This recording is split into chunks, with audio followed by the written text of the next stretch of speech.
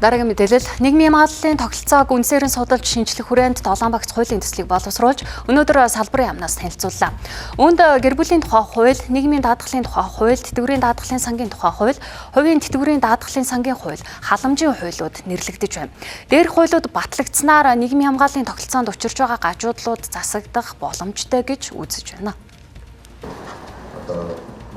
Монгол улс хөдөлмөр эрхлэлтийг дэмжих бус хавтаарсан халамжийг тэтгэж хөдөлмөр эрхэлж байгаа нэг хүн хоёр хүний нийгмийн хамгааллын асуудлыг нуруу нэрээ үүрч байгаа нь эцэстээ нийгмийн даатгалын санг дахин сэргэхээргүй дампуурал руу хөтлөх эрсдэлтэй гэж шүүмжлэл яригдсаар ирсэн. Түүнчлэн нийгмийн даатгал түлж байгаа иргэд ч үр шимээ хүртэж чадахгүй байна гэдэг халдлал бий. За тэгвэл Монгол улсын нийгмийн хамгааллын тогтолцоог бүхэлд нь системийн аргаар судалж шинжилэл хийхээр ажиллаж байна. Энэ хүрээнд хэд хэдэн багц хуулийн төслүүдийг боловсруулжээ. Нин тэргуунд ажил олгогчид дээр учирч байгаа нийгмийн даатгалын шимтгэлийн дарамтыг бууруулахаар хуулийн өөрчлөлтийг боловсруулжээ.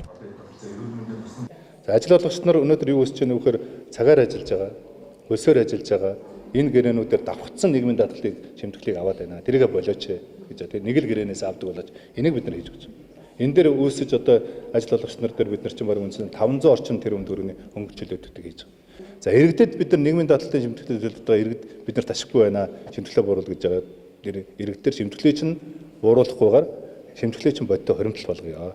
Тэгээ 1970 оноос хойш төрсэн энэ 840 мянга орчим өнөөдөр нийгмийн даатгалын шимтгэл бодтой төлж байгаа хүмүүсийн чинь тэр төлж байгаа одоо 8.5% чинь одоо 2%-ийг өөрөө чинь төлж байгаагаас 2%-ийг ажил олгогчийн төлж байгаа 2%-ийг нийт 4% өөрөө чинь нэрийн дансан дээр бодтой хоримтлал болгож одоо хоримтлуулж ингэж явъя.